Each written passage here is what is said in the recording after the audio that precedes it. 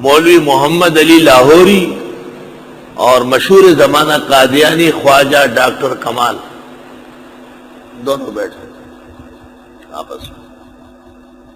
مرزا غلام محمد قادیانی کے اعمال پر تبصرہ ہو رہا تھا. ایک نے کہا یا یاشیا فحاشیا، دوسرے نے کہا اصل میں زنا کی جو کمی ہے وہ مرزا صاحب پوری کر رہے ہیں. مولوی محمد علی لاہوری درمیان میں کہتے ہیں سب کچھ ہے لیکن نبی برابر ہے.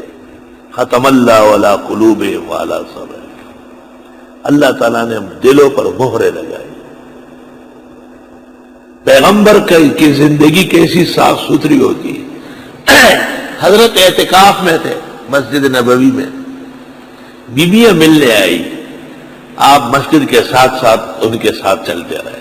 رات کا وقت تھا، دو صحابہ آنے لگے اور آپ کو دیکھ کر کے واپس ہو گئے کہ حضرت اپنی اہلیہ سے راستے میں ہم کلام.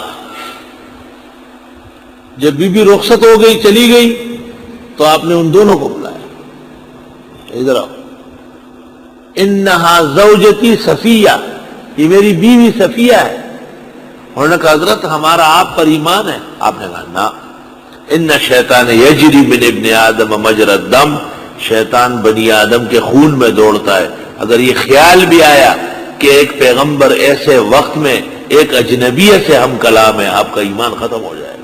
بات صاف ستھری واضح ہونا چاہیے.